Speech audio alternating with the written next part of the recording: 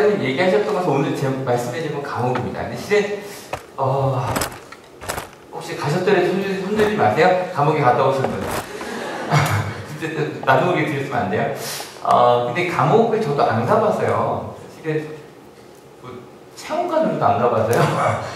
좀 찾아봤더니 감옥이라는 한자가 볼감들의 옥잖아요. 그래서 보고 살피는 겸하다는 뜻을 다른 뜻인 것 같고요. 그래서 국어사전한 뜻을 좀 같이 한번 읽어볼까요? 준비 시작! 교인은 교도소의 전 이름이라고 되어 있어요. 근데 이 옥이라는 단어가 좀 재밌는 게 소송이라는 뜻도 있고요. 그 다음에 죄의 유무를 조사하여 처단하는 일, 울리는 거 좀 뺄 수 있을까요? 네. 이펙터는 나였어요. 예. 하나, 둘, 셋. 네. 그래서 요길 좀 더 말씀을 드리려고 하는데, 일단 감옥이라는 것 자체가 아직 죄인이 아니어도 소송 중에도 가기도 하죠. 근데 특별히 이 살피다는 이 뜻 자체가 약간 이런 느낌. 그죠? 감옥 안에 있으면 어떻게 행동하는지가 다 보이죠. 이렇게 지켜보는 게 감옥인 거예요. 근데 감옥과 교도소를 조금 구분을 해야 돼요. 아까 여기로 보면 교도소의 전 이름이라고 되어 있잖아요. 교도소랑 감옥은 실제로 좀 구분을 해야 된대요. 왜냐면 교도소라는 것 자체가, 교도소란 말은 이름은 되게 좋아요. 교가 바로잡고 이끄는 곳이에요. 그게 교도소예요. 그래서 교도소라는 곳은 예를 들어서 좀 일단은 1차적인 목적은 사회랑 격리를 시키는 거죠. 문제가 있거나 좀 폭력 속에 있거나 그러다 사회랑 격리를 시키지만 그 다음은 교화시키는 것. 그게 교도소의 목적이었어요. 이해요, 지금도. 그런데 감옥은 조금 달라요. 왜냐면 감옥이라는 건 여기 보니까 처단하는 일이라고 되어 있잖아요. 실제로 감옥이라는 것 자체가 첫 번째는 분명히 똑같이 사회랑 격리하는 건 맞거든요. 근데 두 번째는 감옥 자체가 형벌이에요. 그러니까 우리가 생각해보면 그래 집에서 떠나서 내 이름도 없이 번호로 불리면 내가 가족도 못 만난다. 실은 그것도 힘들다고 생각할 수 있을 거예요. 근데 이 감옥이라는 거는 좀 이거 제가 나이대에 따라 좀 나눠놨거든요. 아마 철가면을 아시는 분 많아 말고 그죠? 옛날에 그 프랑스 무슨 왕때인가요? 이때가 제가 정확히 기억이 안 나는데 약간 만화로도 나왔었고요. 뭐냐면 왕의 쌍둥이인 거예요. 왕자가 쌍둥이여서 한 사람의 얼굴을 가린 채 감옥에 가둬둔. 그러니까 실은 감옥은 그런 곳인 거예요. 그러니까 형기를 지키는 그런 곳이 아니에요. 그 다음에 조금 젊은 특별히 남자 학생들 같은 경우는 그 지하 감옥 던전이라고 하면 요게 좀 더 와닿을 줄 알았어요.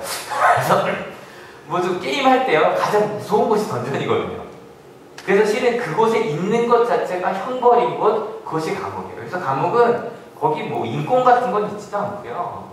뭐 실제로 어떤 노역을 시키는 것도 당연한 거고, 아니면 그냥 먹고 살 정도, 아니면 그냥 거기서 병 걸려 죽으면 잘 된 거예요.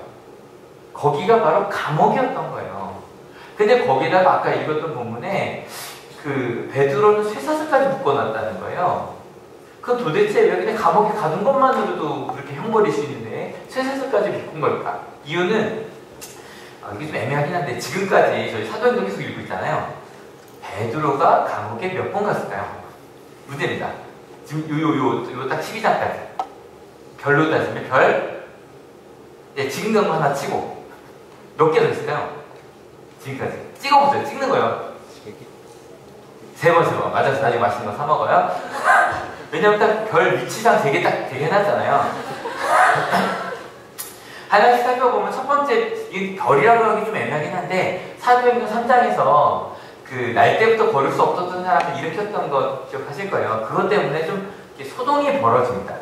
사람들이 많이 모이고, 이래서 문제가 있다 그래서 이건 한밤중에 잡아서 어떻게 하냐면 잠깐 구금한다 그래요.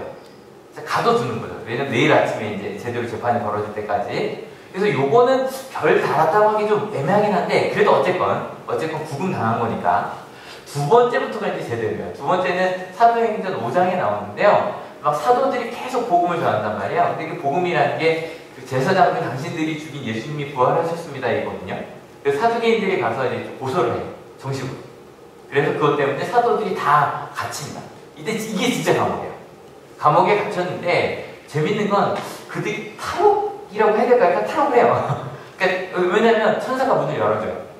근데 탈옥했으면 멀리 가야 되는데 멀리 안 가고 똑같이 가서 또 복음을 전해요. 다시 붙잡혀 들어와요. 그래서 이때 뭐 여러 가지 일이 있고 뭐 그 얘기 다 할 건 아니니까 다시 읽어보세요. 한 장 가자. 그러고 나면 어떻게 하냐면 이때는 아까 그냥 풀어줬단 말이에요. 협박만 하고. 근데 두 번째 때는 실제로 때려요. 그러니까 때린다는 게 아니라 그렇지만 이 정도는 아니겠죠, 그렇죠?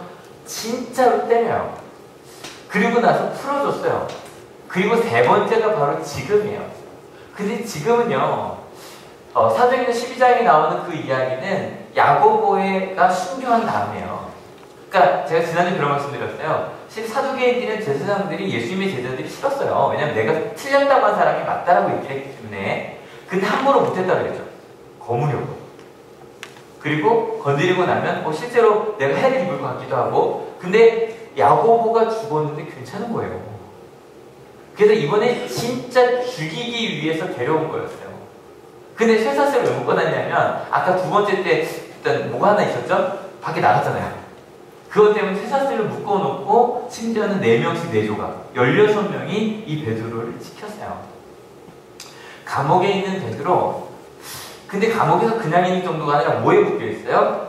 쇠사슬에 묶여있어요. 우리가 생각해보면 감옥에만 있어도 너무너무 힘든 일이에요. 근데 왜 쇠사슬까지 왜 묶었을까? 아까 얘기했던 대로 탈옥한 경험이 있으니 묶어놓은 곳일 수도 있겠지만요. 감옥에는요, 아까 죽어도 괜찮다고 얘기했지만 조금 더 거기에 일단 묶어놓는 거죠. 몸이 못 움직이게. 근데 감옥은 또 하나의 역할을 해요. 이런 거 있잖아요. 네가 나를 우리 독립투사들도 우리의 몸은 이렇게 할 수 있어. 내 마음은 어쩔 수 없다. 이런 거 있잖아요. 실제 기독교인들도 그랬거든요. 근데 실제로 감옥은요, 몸만 묶어두는 게 아니라 감옥에 있다 보면 실제로 마음도 묶이게 된대요. 예를 하나 들려고요. 혹시 감옥이 좀 주요 무대가 되는 영화 기억나는 거 있어요? 크게? 틀린 건 없어요. 뭐예요?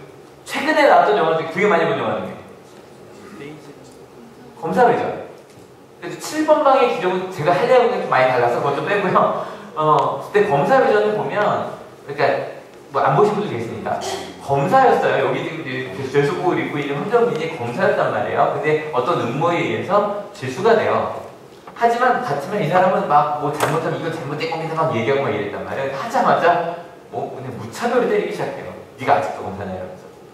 그러고 나서 사실 그 장면을 제가 캡처한 걸 보여드리고 싶었는데 보니까 다 황정민이 멋있는 모습밖에 안 나오고요. 막 매맞아 이런 모습은 안 나오더라고요. 근데 황정민이 나중에 중간에 보신 분들 아실 거예요. 상상하시면 돼요. 눈탱이가 밤탱이가 돼갖고요. 그래갖고 완전히 죄인의 모습으로 이렇게 쫄아있는 모습이 나와요. 실제로 감옥은요, 사람을 아무리 그가 검사였다 그래도 정말 죄수로 만들어요. 그리고 진짜 그 사람을 무기력하게 만들어버려요. 이걸 약간 전문 용어를 쓰면 뭐라고 얘기하냐면 같이 한번 읽어볼까요? 시작! 학습된 무기력이라고 해요. 처음에는 좀 항의하려고 잘못했다고 말하려고 하는데 하면 할수록 자꾸 내가 아파지니까 차라리 가만히 있는 거예요. 제가 이걸 원래는 사진을 다 넣었다가 뺐어요. 왜냐면 학습된 무기력을 실험한 실험이 있어요. 되게 유명한 실험이에요. 근데 그냥 말로만 설명드릴게요. 좀 끔찍한 게 있어서. 특별히 강아지 좋아하시는 분들에게 되게 싫은 실험이에요. 이게 60년대에 했던 실험이라 가능했던 실험인데 여기가 이렇게 철판이에요. 철판에 강아지를 목을 묶어놔요. 그리고 나서 철판에 전기를 흘려요. 그러면 이제 강아지가 난리가 나는 거죠. 지짐서 막 뛰어다녀요. 근데 아무리 뛰어다녀도 목이 묶여있잖아요. 끔찍하지만 여기 피가 나도 얘는 아무리 해도 하여간 계속 하니까 이 전기를 끊을 때까지 뛰어다녀요. 소리 지르고. 이걸 계속 반복을 해요. 반복을 하면 나중에 이제 뛰지 않아요. 왜냐면 목이 없으니까. 거기서는 엉금엉금 겨다니면서 낑낑거려요. 그러다가 나중에는 움직이지도 않아요. 그냥 그 자리에 이렇게 누워갖고요. 낑낑대고요. 나중에 실은 목을 풀어주거든요. 그렇게 계속 낑낑대요. 그리고 심지어는 만약에 여기 반 나눠서 여기 전기 들어오잖아요. 여기 전기를 안 들어오게 해놔요. 이 강아지가 마음을 먹고 한 발만 이렇게 뻗으면 더 이상 자기는 아프지 않을 수 있어요. 근데 그 강아지가 그 상태에서 그냥 한 발 뻗을 생각도 못하고요. 그냥 개거품을 물면서, 정말 개거품이네요. 개가 물었으니까. 개거품을 물면서 그냥 낑낑대면서 그러고 있어요. 그러니까 지금은 절대 못할 실험이에요. 근데 이게 마틴 셀리그만이라고 하는 사람이 한 실험인데 재밌는 건 이 사람이 나중에 행복학자가 됐어요. 이 실험한 사람이. 그래서 내가 이걸 학습된 무기력이라고 해요. 근데 이 학습된 무기력이라는 단어가 혹시 영어로 뭔지 아세요? 저는 이거 찾아보고 깜짝 놀랐어요. 무기력이 뭘까요? 그거겠죠. 근데 이 무기력이라는 단어를 찾아보니까 이거 한번 같이 읽어보시면 시작. Bond helpless. 이거 발음 어렵다. 뭐예요? 도움을 받을 수 없다는 거죠. 도움이 없다는 생각이 무기력이라는 거예요. 내가 혼자 할 수 없는 건 물론이고요. 누구도 나를 도와주지 않는 게 학습된 무기력이에요. 그래서 생각해보니까 이 학습된 무기력이요. 원래 이렇게 학교 장면에서 많이 이야기되는 거예요. 가끔 말씀드리죠. 가끔 아이들이 어떻게 공부하나 보러 다녀요. 아시겠지만 제 키는 정상적으로 걷는다고 안쪽에 보이는 키는 아니잖아요. 그래서 어떻게 되냐면 애들이 어떻게 공부하나 이러고 보고 다닌단 말이에요. 그러고 보고 다니면 이러고 있는 애가 있어요. 어떤 푸드인지 아시겠죠? 그죠? 졸려 죽겠죠? 근데 졸려 죽겠는데 자잔이 맞아 죽겠고, 앉아자니 뭐 졸려 죽겠고. 아니, 그런 마음들, 내가 지금 뭘 하고 있는지 모르겠네. 그냥 학교에서만 그런 건 아닌데요. 직장에서도 보면요, 가끔, 가정에서도 보면, 아마 부모님들 그런 생 하셨을 거예요. 나는 나중에 가정을 만들면 이렇게. 아니면 어릴 때 혹시 부모님께 폭언을 들으셨거나 그럴 때 나는 절대 아이를 저렇게 안 키울 거야. 난 정말 잘할 거야. 근데 어느 순간인가 이렇게 말하죠. 우리 엄마가 왜 그런지 알겠어. 어른애니까 어른의 마음을 알겠어. 똑같은 마음으로 내가 받았던 상처를 그대로 넘겨주는. 그래서 어쩔 수 없어 그러고 살아요. 아빠는 원래 남잔다 이런 거야. 여자는 엄마 마음을 알아야지. 내가 너한테 얼마나 했는데. 아이는 나보고 어쩌라고 그러고 살아요. 가정에서만 그러나요? 직장에서도 돼요. 처음에 막 와서 내가 이제 막 전 저희 시간에 학교에 있으니까 뭐 이런 거 해보겠다고 했던 선생님들이 어느 순간인가 몽둥이를 들고 다니기 시작을 하고요. 일반 직장에서도 뭔가 해보려고 했다가 결국에는 그냥 가만히 있는 게 제일 좋은 거야. 학습된 무기력이죠. 근데 더 안타까운 건 세상에서 살아가는 우리도 그러고 있는 것 같아요. 세상에서 우리가 그리스도인인데 무기력하게 살아가요. 똑같이 얘기하는 거죠. 뭐라고 해도 내가 어쩔 수 없어. 세상은 다 그런 거예요. 원래 그런 거야. 그냥 좀 가만히 있어. 말 만들지 마. 대학 가도 술 안 마신다 그러면 하는 말씀드리죠. 술 마시는 기독교 선배가 와요. 그리고 나서 나도 기독교인이야. 심지어 우리 아빠가 목사야. 그러면서 마셔도 돼. 저는 사실 하여간 술이 죄라고 말씀드리는 건 아니에요. 근데 문화가 확실히 문제가 있어요. 우리나라는 술 문화는 확실히 문제가 있어요. 그러고 있어요. 가만히 있으라고 문제 만들지 말라고.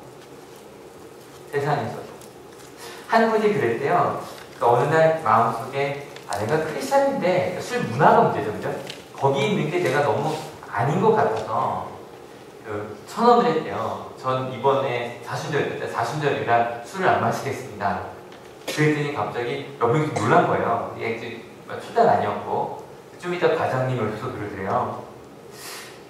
많은 생각을 하겠어. 왜요? 내가 장르야. 대부분의 사람들은 그냥 가만히 있으라 그래요.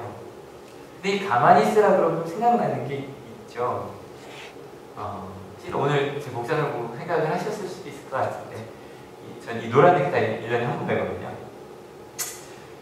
그냥 2년 전에 있었던 일, 작년에 그러니까 어저께 어디 가서 강의를 하는데 딱 그 시간이었어요. 그래서 눈물이 나왔고 그냥 9시부터 눈물이 나고 10시 반까지. 그냥 사람들 되게 제가 은혜 받는 줄 알았을 것 같아요. 실은요 저희도 그걸 경험했던 것 같아요. 가만히 있으라고 했던 저희 이틀 동안 정말 간절하게 72시간까지 살아있을 수 있다고 하니까 혹시 구조될까 그죠?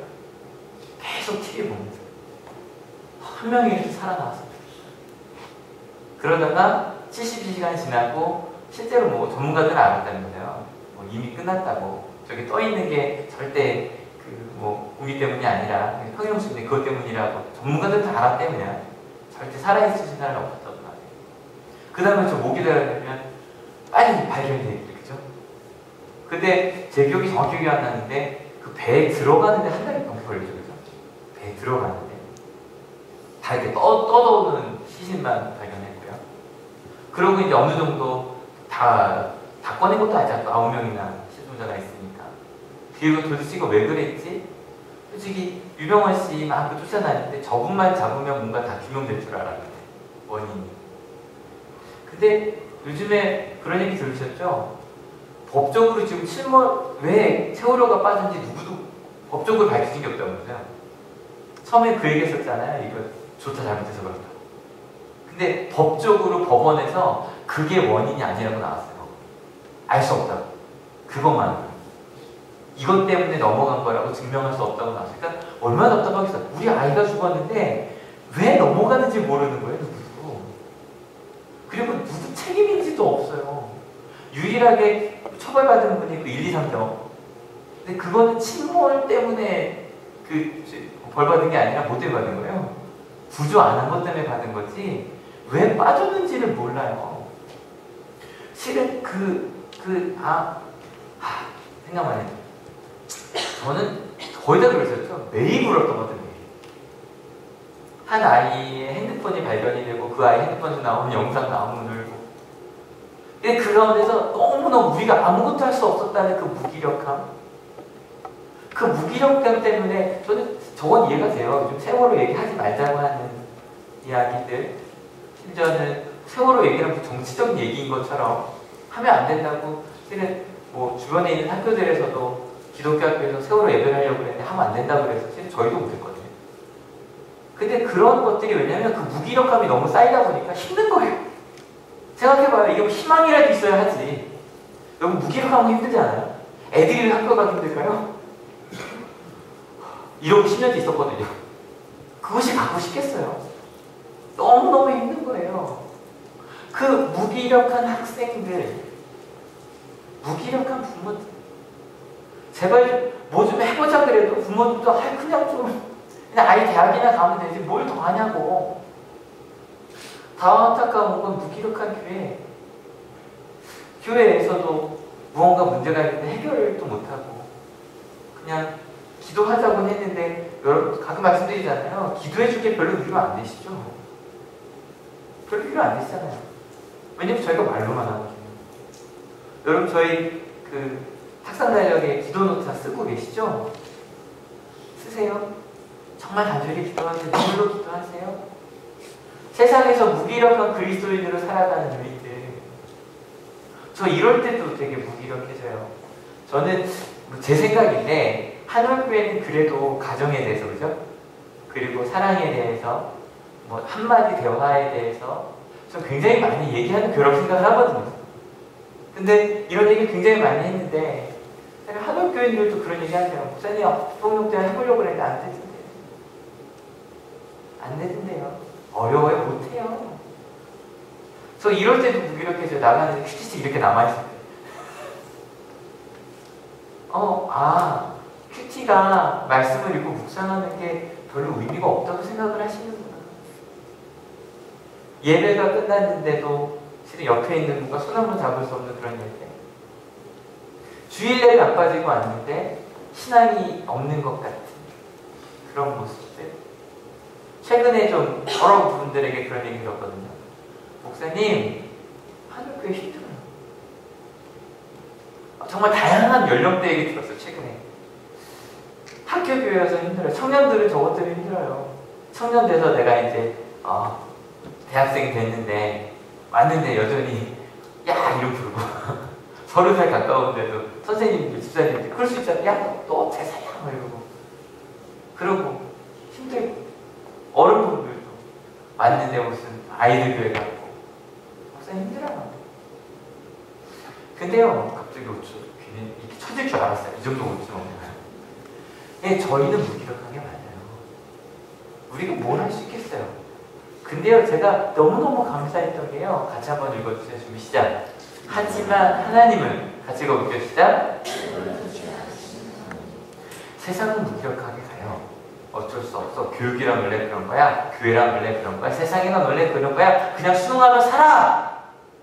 근데 하나님은 절대로 우리를 그곳에 내버려두지 않으십니다. 믿으십니까? 이게 놀라운 거예요. 본문 말씀 좀 더 읽어볼까요? 준비 시작. 그런데 갑자기 주님의 천사가 나타나고 간방에 빛이 환히 비치었다. 천사가 베드로의 옆구리를 쳐서 깨우고 말하기를 빨리 일어서라 하였다. 그러자 쇠사슬이 그의 두 손목에서 풀렸다. 천사가 베드로에게 띠를 띠고 신을 신어라 하고 말하니 베드로가 그대로 하였다. 또 천사가 그에게 겉옷을 두르고 나를 따라오너라 하니. 근데 여러분 모르겠어요. 앞에 보실 때부터 원래 베드로 나올 텐데 뭐 이렇게 생각하실 수도 있어요. 그냥 하나씩 볼까요? 봐요. 빛이 환히 비춰졌어요. 베드로는 알아요. 이게 하나님의 일이라는 걸 알아요. 아마 깼겠죠, 그죠? 자다 빛이 비치니까. 근데 베드로는 어쩌고 있었어요? 그냥 자고 있었어요. 그러니까 천사가 어떻게 해요? 쿡쿡 찔러요. 일어나. 그때 베드로가 눈을 떠요. 근데 눈을 뜨고 어떻게 하고 있어요? 눈만 뜨고 있어요. 그랬더니 천사가 어떻게 해요? 그 다음에 쇠사슬을 풀어줘요. 그랬더니 또 가만히 있어요. 그래서 뭐 천사가 뭐라고 그래요? 띠 신 신어. 그 신을 신어요. 그래서 베드로가 어쩌고 있었어요? 그러고 가만히 있었어요. 근데 또 얘기해요. 야, 겉옷 들고 나와. 여러분, 베드로 왜 이러고 있었을까요? 전 여기서 좀 위안을 받긴 했는데 베드로도 좀 무기력해져 있어요. 끝이야. 이제 끝이야. 야고보도 죽었는데 뭐. 하나님 나라 가야지 뭐. 그럼 가만히 있었던 거예요. 조금 더 읽어볼까요? 준비 시작. 베드로가 근방에서 나와서 천사를 따라갔다. 베드로는 천사가 하는 일이 참인 줄 모르고 자기가 환상을 보고 있는 것이라고 생각해요. 그 일이 내 앞에서 이루어지고 있는데 베드로도 그걸 환상이라고 생각해요. 끝났어. 안 돼. 여러분, 베드로처럼 우리도, 여러분 목사도 그럴 수 있겠네요. 베드로도 그랬어요.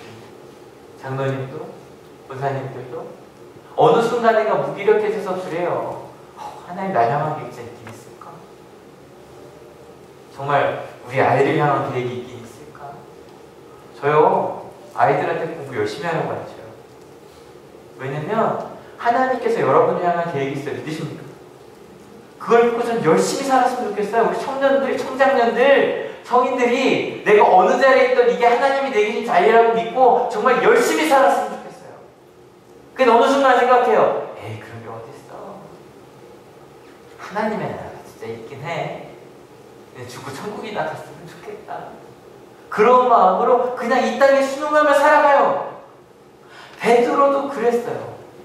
근데도 베드로가 참 멋있는 게 하나 있는데 뭐냐면 하라고 또 해요. 그죠? 힘들어 죽겠는데 눈 뜨라니까 눈 뜨고요. 푹 찔러갖고 일어나라니까 일어나고요. 신발끈 묶으라니까 묶어요. 그건 해요. 여러분 혹시 여러분의 신앙이 아니면 여러분의 어떤 꿈이 지금 무기력해져 계시다면 여러분 이거 한번 해봐요. 주일날 오셔서 아니면 큐티 보실 때마다 하나님께서 뭐 하라 그러면 좀 해봐요. 그냥 베드로처럼 내가 의지가 없어요. 의지가 없어도 큐티책 갖고 가 보시고요. 새벽기도 나와 보시고요. 내가 힘들어 죽겠는데 주일날 교회 가야 돼. 무기력하고 오늘 말씀 딱 떠올려요. 그래, 베드로도 아무것도 못했는데 하나님만 했어. 그런 거 한번 가봐요. 그랬더니요, 같이 읽어볼게요. 준비 시작. 그들이 첫째 초소와 둘째 초소를 지나서 시내로 통하는 철문에 이르니 문이 저절로 열렸다. 그래서 그들은 바깥으로 나와서 거리를 하나 지났다. 그때 갑자기 천사가 떠나갔다. 그때야 베드로가 정신이 나서 말하였다. 이제야 참으로 알겠다. 주님께서 주님의 천사를 보내셔서 헤롯의 손에서 그리고 유대 백성이 꾸민 모든 음모에서 나를 건져주셨다. 그렇게 순종하고 간 다음에 베드로가 알게 돼요. 아, 하나님의 일이었구나. 저 가끔 말씀드리죠. 저희 좀 단순하게 살면 안 될까요? 단순하게. 저는 그 생각해봐요. 예전에, 어쨌든 제가 예전이라는 건 80년대밖에 안 돼요. 70년대 기억나지 않아요. 살았겠지만 기억나지 않아요. 제가 초등학교 82년에 들어갔으니까 그때부터 기억이 좀 나니까 80년대 신앙과 지금 신앙과 좀 다른 것 중에 하나는 그래도 그때는요 하라 그러면 하긴 했던 것 같아요. 그래서 어쨌든 고1 때부터 큐티를 매일 했고요. 그리고 뭐 저는 주일날 빠지겠다는 생각을 한 번도 해본 적이 없는데 빠진 적은 있어요. 2번 있는데 뭐 아무튼 근데 그냥 다녔어요. 근데 그 과정 중에 깨달음이 있던데요. 깨달음이 있던데요. 여러분 혹시 무기력하다고 여겨지시면 무기력할수록 하나님의 말씀을 읽는 여러분 되시길 축원합니다. 무기력할수록 기도하는 여러분 되시길 축원합니다. 깨달을 수 있을 때까지. 베드로가 이제 그러고, 여기 하나님이 계셨네. 라는 마음으로 기쁨으로 어디로 가냐면, 이제 여러분, 베드로가 지금 풀려났다는 얘기를 제일 기다리고 있는 사람이 누굴까요? 그리스도인들이겠죠. 그래서 마가의 다락방으로 막 달려가요. 요한 마가, 요한복음을 쓴, 요한복음이 아니 마가복음을 쓴 요한 마가의 다락방, 거기가 실은 최후의 만찬했던 데라고도 알고, 이거는 잘 애매한데. 그리고 두 번째, 성령 하나님 받았던 바로 그곳이니까 거의 그 크리스찬들의 아지트였어요.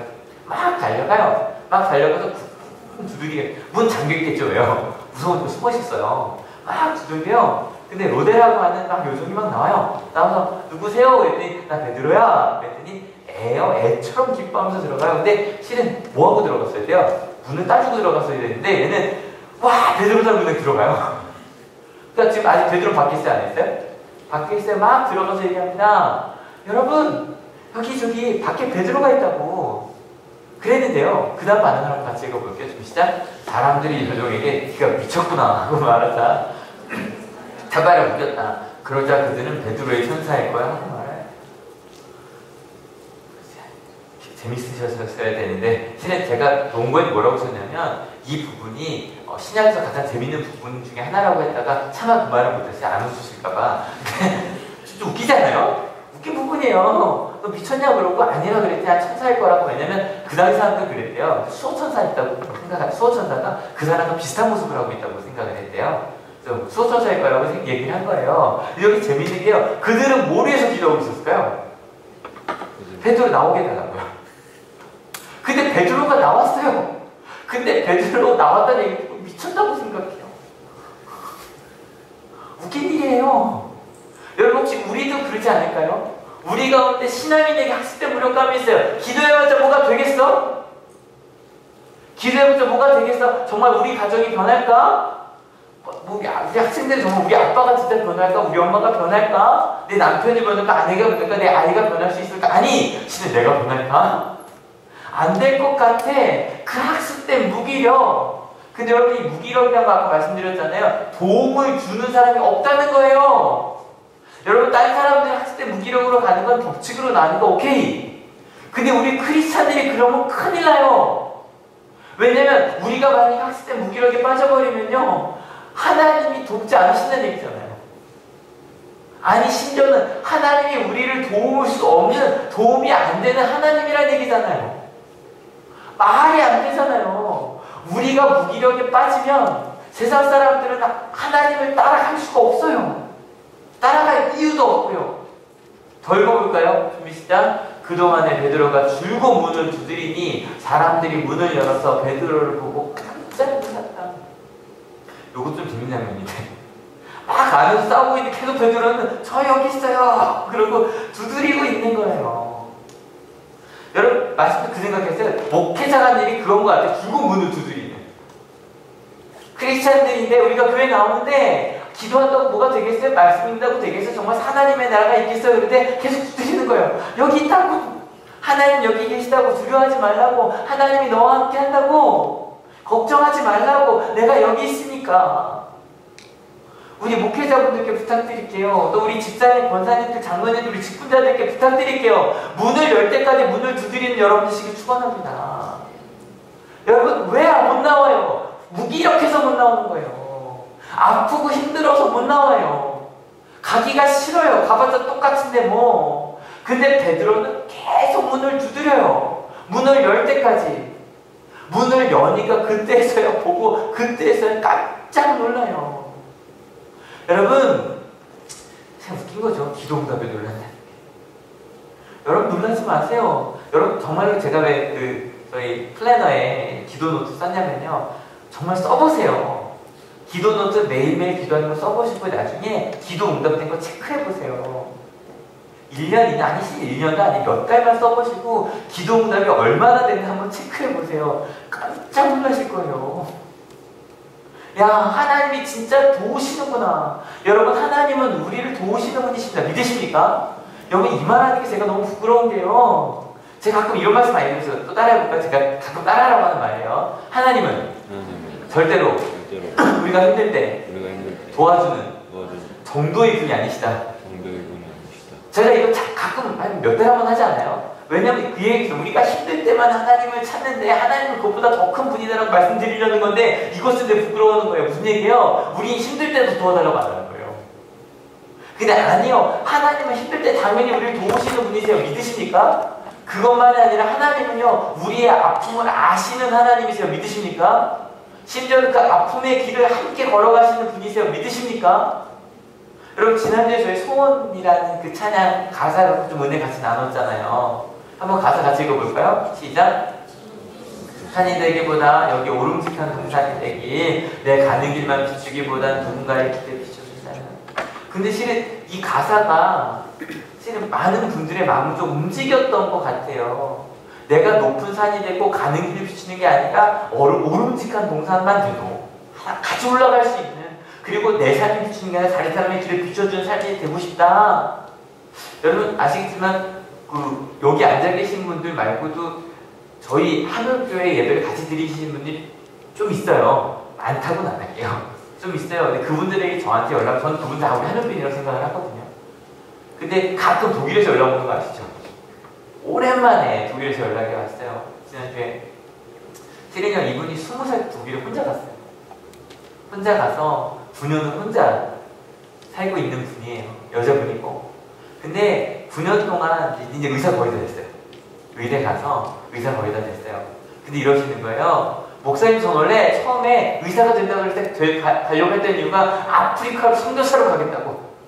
항상 우리에게 보내시는 건 아프리카가 걱정하잖아요. 그러니까 아프리카로 가겠다고 얘기를 했었는데, 목사님 지금 자기의 모습을 보니까 지금 독일이면요 유럽이잖아요. 지금 유럽에서 가장 큰 문제가 되는 것이 조금 더 내려가면 시리아에 내전 중이잖아요. 목사님, 근데 저 자신을 보니 아프리카는커녕 시리아로도 그 짧은 그냥 의료봉사도 가지 못하고 있는 저를 바라보게 됐습니다. 근데 지금 이제 막 정하고 있대요. 어디 가서 일을 해야, 스위스에서 원서도 내보고 막 이랬대요. 좀 있어 보이죠? 스위스에 원서 낸다 그러면. 근데 그러고 있는데 이분이 그러는 거예요. 목사님, 남의 길을 비춰줄 수 있는 사람이 될 수 있도록 하나님이 저를 인도하실 걸 믿는다고. 여러분, 이거 엄청난 거예요. 지금 막 의사는 뭐예요? 얼마나 좋은 병원에 가야 되니까 이거 고민해야 될 때잖아요. 근데 그게 아니라 내 삶이 아프리카로 가자는 게 아니라 정말로 오름직한 동산이 되고 남의 길을 비춰줄 수 있는 사람이 될 수 있도록 하나님 나 인도해 줄 것을 믿는다고 위로 많이 받았다고, 남의 길을 비춰주는 그런 날 삶을 살겠다고 왔는데 너무 기쁜 거예요. 여러분, 그분 이 영상 보고 계실 거거든요. 여기 화면 저밖에 안 나와서 박수 한번 보겠어요. 아싸고 우리 같이 길을 가자고. 근데요, 그분만이 아니라 저희 속회 때도 이야기하는데 정말 많은 분들이 그 얘기해 주시더라고요. 오름직한 동산이 되는 삶에 대해서 생각하기 시작했어요. 그 말이 너무 좋아. 지금까지 높은 산이 되려고 그랬는데, 그래, 오름직한 동산이 되는 삶이 더 아름답겠구나. 심지어는 저희 속회는 거의 어머님들 오시잖아요. 그게 더 좋았어요. 실은 내 자녀를 위해서도 그렇게 기도하기 한번 해볼까요? 왜냐면 솔직히 자녀는 이런 거 있어요. 나는 이 정도는 되는데 아이를 좀 높이 올라가서 좋겠거든요. 근데 내 아이를 위해서 오름직한 동산이 되는 내 자녀의 삶이 되기를. 여러분, 하나님은 우리를 그 무기력함에 내버려 두지 않으십니다. 믿으십니까? 지금 이 시간도 마찬가지죠. 아까 분위기, 아까 좀 나는 게 제가 막 무기력 얘기할 때는 여러분이 점점 맞아 막 이러고 계셨어요. 근데 지금 보니까 눈빛이 조금씩 살아나고 있거든요. 맞아 이게 끝이 아니야. 여러분, 세월호 대신 정말 무기력해 보였어요. 근데 아니요, 저는 믿어요. 반복하지 않을 수 있도록 우리는 바뀔 거예요. 믿으십니까? 여러분, 제가 2년 전부터 말씀드린 게 있어요. 정말 다시는 이 말 하지 말아야지. 아이들한테, 저한테 상담 오는 아이들한테 저 그랬거든요. 자리에 있으라고요. 뭐냐면, 야, 어쩌겠냐. 조금만 더 참자. 다 그런 걸 어떡해. 막 직장에 간 애들한테도, 목사님, 저 술을 어떻게 해요? 힘들지. 근데요, 저 얼마 전 소정이 때도 그 얘기 했는데, 뭐 힘들지라는 얘기도 했겠지만 저는 얘기하거든요. 니들이 문화를 바꿀 수 있어. 그래서 그 얘기 했었죠. 네가 선배가 되면 바꿀 수 있어. 여러분, 우린 세상을 바꿀 수 있어. 믿으십니까? 여러분, 학습된 무기력도 마찬가지예요. 우리가 다 무기력하게 살아갈 때 아니야. 우리는 바꿀 수 있어. 여러분, 원래 그런 거라고 말하지 마세요. 하나님의 세상은 원래 이렇게 이상한 곳이 아니에요. 믿으십니까? 하나님이 만드신 세상은 아름다운 곳이에요. 믿으십니까? 다들 그렇게 가더라도 그렇게 가지 마세요. 하나님이 원하시는 길로 가세요. 버티라고 하지 마세요. 왜 버텨요? 바꿔야죠. 잘못된 건 바꿔야죠. 왜냐하면 하나님은 도우시는 분이세요. 믿으십니까? 우리 가정을, 내 자신을, 우리가 있는 그 직장을, 교회를 바꾸실 거예요. 그리고 우리의 아픔이 뭔지 아시는 분이세요. 믿으십니까? 그리고 함께 하시는 분이세요. 믿으십니까? 아멘 좀 잠깐 다시 한번 할게요. 더 커야 돼요. 하나님은 우리를 도우시는 분이세요. 믿으십니까? 네. 여러분, 우리의 아픔을 아시는 분이세요. 믿으십니까? 네. 우리와 함께하는 분이세요. 믿으십니까? 네. 그리고요, 하나님의 나라가 여러분을 통해 이 땅에 임할 거예요. 믿으십니까? 네. 여러분, 제가요, 죽고 가는 천국에 대한 얘기를 좀 덜 해요. 아시죠? 이유가 뭔지 아세요? 죽고 가는 천국은 가서 누리면 돼요. 저 너무 기대돼요. 어떨까? 근데요, 그게 이렇게 갈 수 있어요. 그냥 요 시간만 버티다가 죽으면 하나님 나라 가면 천국 가겠지. 아니요. 예수님께서 바라시는 건 이 땅을 하나님의 나라로 만드시는 걸 믿으십니까? 우리가 이 땅을 하나님의 나라로 만들어야 사람들이 하나님의 나라 맛을 보고 그곳으로 와요. 이 땅은 하나님이 주인인 땅이에요. 믿으십니까? 이 땅은 하나님이 다스리는 곳이에요. 믿으십니까? 여러분, 이걸 정확히 하셔야 돼요. 저는 나중에 꿈꿔요. 우리 한월교회에 있는 분들이, 우리 한월교회 청소년, 청년이, 우리 장년들이 세월호 사태 같은 일이 벌어져요. 얘기합니다. 돈 좀 더 갖고 이 배를 고치면 돈을 더 벌 수 있다고 이야기할 때 안 된다고. 돈 버는 것보다 생명이 더 중요하니 이렇게 불법 개조하면 안 된다고 말하는 여러분들 진짜 축원합니다. 여러분, 그럴 수 있어요. 믿으십니까? 그것만이 아니라 나중에 평영수 속였잖아요. 그죠? 괜히 뭐 무게 가볍게 짐 더 실어놓고 물 빼갖고 그것 때문에 지금 넘어가는 것도 이유 중에 하나라면서요. 근데 그걸 안 된다고, 거짓말하면 안 된다고, 하나님을 믿는 나는 그럴 수 없다고. 죄송하지만 잘리시더라고요. 왜냐면 제가 이 말하는 게 두려운 거예요. 여러분, 예전에 몇 번 예를 들어드렸어요. 제가 김동훈 목사님 좋아해요. 김동훈 목사님 깨끗한 부자라는 설교를 1년을 하셨어요. 깨끗하게 정직하게 돈 벌자. 그리고 기업 4개가 무너졌어요. 장사하시는 분들이 그 말씀대로 깨끗하게 하려다가 가게를 문 닫았다니까요. 사업체가 문을 닫았다니까요. 그렇다고 할지라도 그곳으로 가는, 심지어는 같이 읽어볼까요? 시작. 가장 중요해. 누가 뭐라고 하든 하나님의 사랑을 나누는 게 가장 중요하다라고 그렇게 말할 수 있는 우리가 될 거예요. 믿으십니까? 이건 하나님의 다스리심을 믿는 사람만이 할 수 있는 말이에요. 그 정도가 아니에요. 여러분, 우리 부족하지만 하나님 우리를 용서하는 분이죠. 믿으십니까? 이걸 아는 사람이 어떤 말 할 수 있는지 알아요? 같이 읽어볼까요? 지금 시작. 또 뭐라고 말할 수 있어요? 또 뭐라고 할 수 있어요? 또 뭐라고 할 수 있어요? 하나님이 날 용서해 주심을 아니까 옆에 있는 사람한테 이렇게 말할 수 있어요. 한 명도 죄송하다고 말하는 사람이 없는 것 같아요. 세월호 사건도 어떤 일이 있어도 다 네 탓이야 내 탓이야 그러고 살아요. 며칠 전에 후배 목사님을 만났어요. 큰 교회에서 아주 목회 열심히 잘하고 있는 부목사님이 열심히 목회 잘하고 있는 그 목사님 얘기를 하다 그러더라고. 형은 어떤 목회하고 싶어 그래요. 저는 간단해요. 같이 읽어볼까요? 시작. 은혜가 삶이 되는 우리 한올교회가 됐으면 좋겠어요. 여러분, 이게 무슨 얘기냐면 다시 한번 정리할게요. 하나님께 받은 은혜를 삶으로 살아내는 여러분 되시길 축원합니다.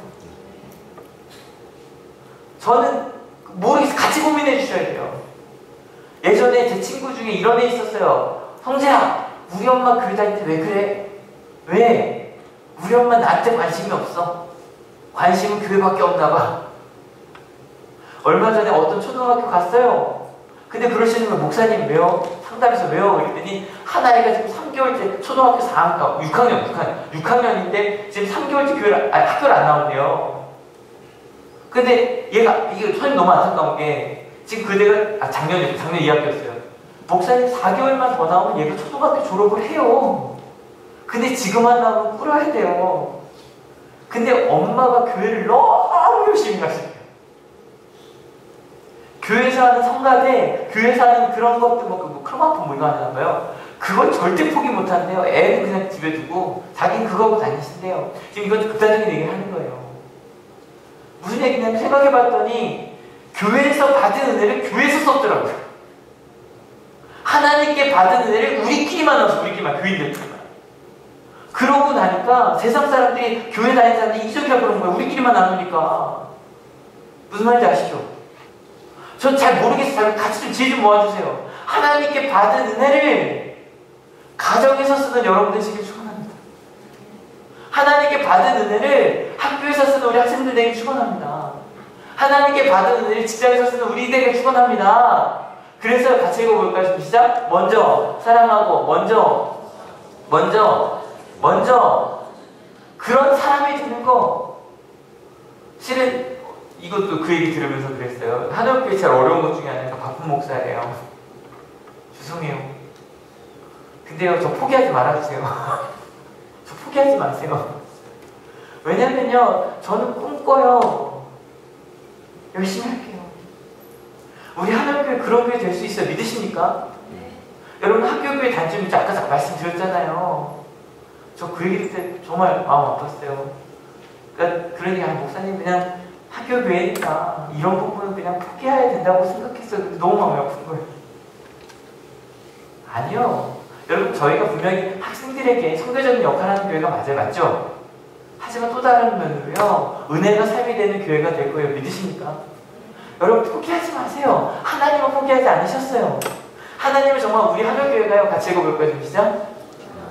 여러분 하나하나 다 기도하는 분들이 되실 거예요. 믿으십니까? 기도가 얼마나 중요한데요. 두 번째 같이 읽어볼까요? 시작. 여러분 가정 어떻게 만드신대요? 뭘 따라가셔야 돼요?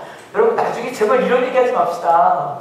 이러는 거예요. 나중에 은혜 받고 지금 다 말씀했는데도 이따가 나중에 목사님 굉장히 헤맸었는데 나중에 봤더니 성경에 다 있는 말씀이더라고요.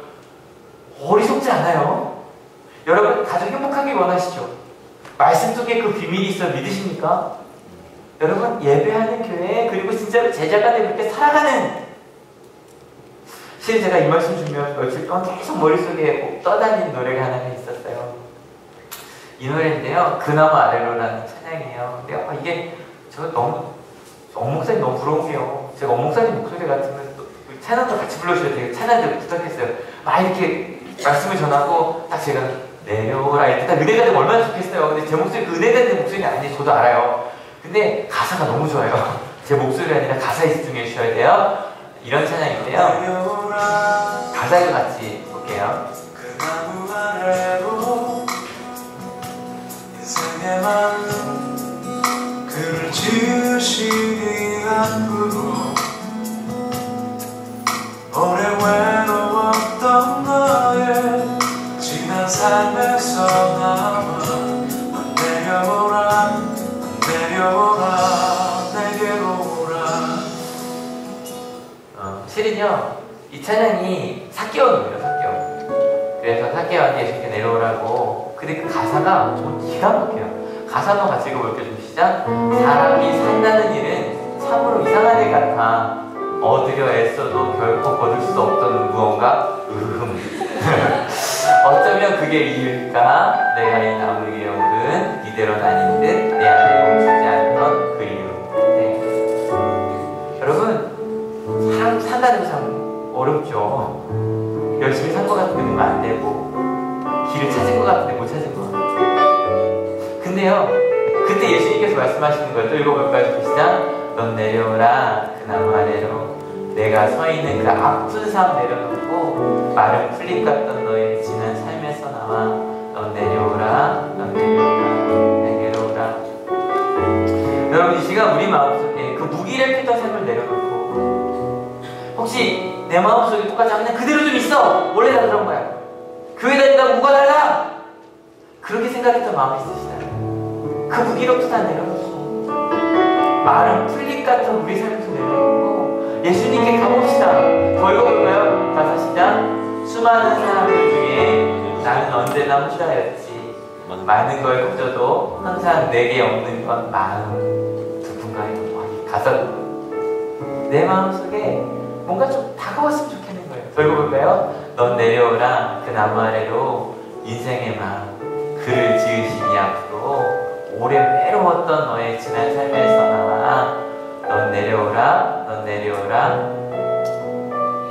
넌 내려오라 그 나무 아래로 내가 서 있는 그 아픈 삶 내려놓고 마른 풀잎 같은 너의 지난 삶에서 나와 넌 내려오라 넌 내려오라 내게로 오라. 여러분 이번 한 주간의 삶이요 그 무기력했던 삶을 내려놓고 주님을 향해 한 발자국만 더 많이 걸으라고 말씀 안 드릴게요. 한 발자국 더 나아간 여러분 되시길 축원합니다. 여러분 혹시 감옥에 있는 것처럼 느껴지지 않으십니까? 학생들만일까요? 아니 뭐 직장인도 똑같아요. 전업주도 마찬가지로 감옥 같아요 여기가. 근데 여러분 감옥에서 무기력함을 느끼실 때 학습 때 무기력을 느끼실 때 꼭 기억하십시오. 여러분 우리를 도우시는 분이 계십니다. 믿으십니까? 여러분 어쩔 수 없다고 말하지 맙시다. 학교에서, 가정에서, 직장에서, 세상에서 무기력한 그리스도인을 살아가지 맙시다. 어쩔 수 없다고 말하지 마시고요. 그리고 모두 원래 다 그런 거라고 말하지 마시고 가만히 있으라고 말하지 마시고 왜냐면 하나님은 같이 읽어볼게요. 준비 시작. 지금 여러분 내버려두지 않으시잖아요. 그죠? 움직여! 끝 아니야! 여러분 베드로도 무기력했어요. 근데 그래도 그는 뭐 했어요? 순종했어요. 그리고 순종의 끝에 도우신 하나님을 만나요. 아시는 하나님을 만나요. 함께하는 하나님을 만나요. 그래서 우리 모두가 다 은혜가 삶이 되어 살아요. 옆에 있는 사람에게 이렇게 말해주는 거예요. 야, 나도 힘들 때가 있었어. 하나님이 함께 하실 거야. 여러분 여기 한번 해주세요. 똑같이 해야 돼요. 야, 나도 힘들 때가 있었어. 시작. 그래, 하나님이 함께 하셨어. 나도 막막했었다. 시작. 근데 하나님이 알려주셨어. 그렇게 우리가 먼저 살아가고 다가가고 내려놓고 나눠주고 그래서 얘기해주는 거예요. 너 기도해봐. 하나님이 알려주셔. 말씀 읽어봐. 가정이 바뀌어. 예배해봐. 그 행복을 알 수 있을 거야. 너도 나처럼 될 수 있을 거야. 여러분 그 자리에 내려서 예수님께 나아가는 우리가 됐으면 좋겠네요. 같이 찬양했으면 좋겠습니다. 잘 부르셔야 돼요. 내려오라 그 나무 아래로 인생의 마음 그를 지으시니 앞으로 오래 외로웠던 너의 지난 삶에서 나와 내려오라 내려오라 내게로 오라. 다시 고백할까요? 넌 내려오라 넌 내려오라 나무 아래로 인생의 마음 그를 지으신 그 앞으로 오래 외로웠던 너의 지난 삶에서 나와 넌 내려오라 넌 내려오라 내게로 오라 넌 내려오라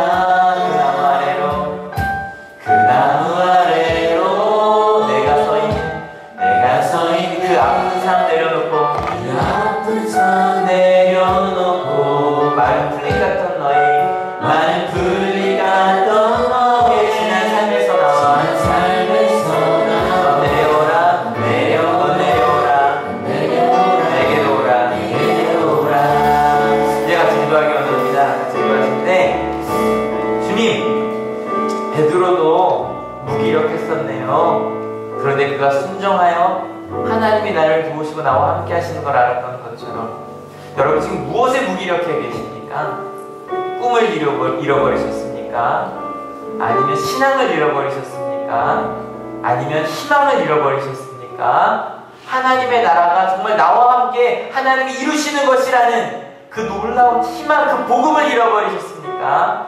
하나님, 저 이제 거기서 내려가겠다고, 머물러 있지 않고 하나님께서 원하시는 그 길로 순종하여 가겠다고, 그리고 그 길 갈 때 하나님께서 말씀하셨던 그 하나님의 나라가 정말로 이루어질 것이라고 믿는다고 그렇게 함께 기도해 주시고, 특별히 우리 주변에 나만이 아니라 아픔 중에 있는 우리 세월호 일가족들, 특별히 9명의 실종자 일가족들, 그리고 우리 주변에 아파하는 우리 영주 그 가족들, 내 주변에 있는 그 사람들을 위하여 우리 함께 뜨겁게 같이 기도하면 좋겠습니다. 같이 기도하시겠습니다. 하나님, 우리가 역사하시는 주님, 우리가 말씀하시는 주님, 내려가겠습니다. 하나님, 이 정도면 됐다고, 더 이상 어쩔 수 없다고, 세상이 다 그런 거 아니냐고, 그렇게 살아가는 우리 삶 속에서 아니라고, 세상은 그런 것 아니라고, 하나님이 만드신 창조의 세계는 정말 아름다운 것이라고, 그 창조의 세계 우리가 함께 만들어갈 수 있다고 고백하는 우리가 되게 하여 주시옵소서. 이곳에서 멈추지 않겠습니다. 하나님을 향해 걸어가겠습니다. 하나님, 이곳에서 꿈을 인착했습니다. 아버지, 내가 가져도 목적도가 아니라 하나님께서 우리에게 보여주시는 그 새로운 꿈, 하나님 나라의 꿈을 꾸려가겠습니다. 하나님, 우리가 역사에서 말씀하셔서 이 하늘교회 가운데 우리 가운데 하나님이 내게 주셨던 그 사랑을, 그 말씀의 그 은혜를 우리 삶으로 살아내는 우리 하늘교회가 되게 하여 주시옵소서. 그래서 교회가 부유하여 되는 것이 아니라 우리가 있는 그 삶의 터전이 부유하여 지는 하나님의 사랑으로 섬기는 그런 우리 하늘교회가 되게 하여 주시옵소서. 우리 가족들이 되게 하여 주시옵소서. 그래서 하나님, 다른 사람의 빛을 비추는 우리 사람들이 되어서 우리가 가는 곳이 행복해지고 밝아지는 그런 하늘교회를 만드는 아버지가 되게 하시고, 그런 세상을 만드는 우리가 될 수 있도록 주님 인도하여 주시옵소서. 기도하지만 믿지 않는 이가 아니라 정말 하나님의 우리가 기도했던 것들을 이루어질 것을 믿고 그렇게 그 길 걸어가는 저희가 되게 하여 주시옵소서. 하나님, 우리 앞에 서 있습니다. 그런 역사심 있습니다. 그 하나님 앞에 그 길 따라 만들어가는 되게 하여 주시옵소서. 주님, 무기력하게 살았음을 알게 하시니 감사합니다. 기도했는데 미친 줄 알았어요. 기도했는데 정말로 하나님의 뜻이 이루어지지 않은 줄 알았습니다. 원래 세상은 그런 곳이라 기도해봤자 하나도 바뀔 것이 없는 줄 알았습니다. 원래 다 그래, 그런 거야, 어쩔 수 없어, 그냥 좀 내버려둬. 하나님, 이제 그 자리에서 내려오기로 주님 결단합니다. 무기력한 크리스찬에서 내려오기로 결단합니다. 정말 이 땅이 아무리 다들 그 길로 간다고 할지라도 하나님의 나라, 내가 먼저 사랑하고, 내가 먼저 낮아지고, 내가 먼저 나눠주고, 내가 먼저 용서하는 그 십자가가 생명의 길이라고, 그 길이 하나님 나라로 우리를 이끈다고, 그걸 믿는 마음으로 앞으로 순종하며 가려고 합니다. 베드로가 일어날 때 힘들었겠죠. 아마 매도 많이 맞았을 거예요. 밥을 못 먹었을 수도 있어요. 그런데 베드로가 일어났어요. 신발끈을 맸어요. 겉옷을 입고 따라 걸어갔어요. 예수님, 혹시 이 가운데 그것조차 힘든 일들이 있습니다. 너무너무 마음이 무너져 있어서, 무기력해져서 말씀을 펴는 것도 힘들고, 말씀을 읽는 것도 힘들고, 기도하는 것도 너무너무 힘든 일들이 있으니까 순종하게 하시고, 그 순종할 힘도 없다면 우리가 대신 기도해 줄게요, 예수님. 우리가 대신 같이 해줄게요, 예수님. 그래서 그 하나님이 함께 하시는 그 기쁨을 함께 누리며 살아가는 우리 하늘교회가 되게 하여 주시옵소서. 그래서 하늘교회가 부유하여지는 것이 아니라 하나님의 나라가 부유하여지는 그런 우리 하늘교회가 되게 하여 주시옵소서. 그리고 우리 가정이 부유하여지는 것이 아니라 우리 가정을 통해 하나님의 나라를 부유케 하는 우리 가정들이 다 되게 하여 주시옵소서. 우리 학교가, 우리 직장이 부유하여지는 것이 아니라 하나님의 나라를 풍성하게 만드는 우리 학교와 우리 직장들이 다 되게 하여 주시옵소서. 주변에 아파하고 힘들어하는 이들이 있는 거 주님 알게 하셨는데 모른 척하고 살았습니다. 기도하겠습니다. 함께 하겠습니다. 말로만 하지 않겠습니다. 다가가서 손을 붙잡겠습니다. 그리고 이 세상을 하나님의 나라로 함께 바꿔가겠습니다. 그렇게 하나님의 뜻대로 하나님의 사랑대로 이 땅이 이루어질 것임을 믿고 하나님이 이 땅의 주권자이심을 믿고 그 길을 순종하며 걸어가겠다고 결단한 하나님의 귀한 모든 우리 하나님께 성도님들 머리 위에 예수 그리스도의 사랑과 하나님의 은혜와 성령 하나님의 인도하심이 지금으로부터 영원토록 함께 하옵시기를 간절히 축원하옵나이다. 아멘.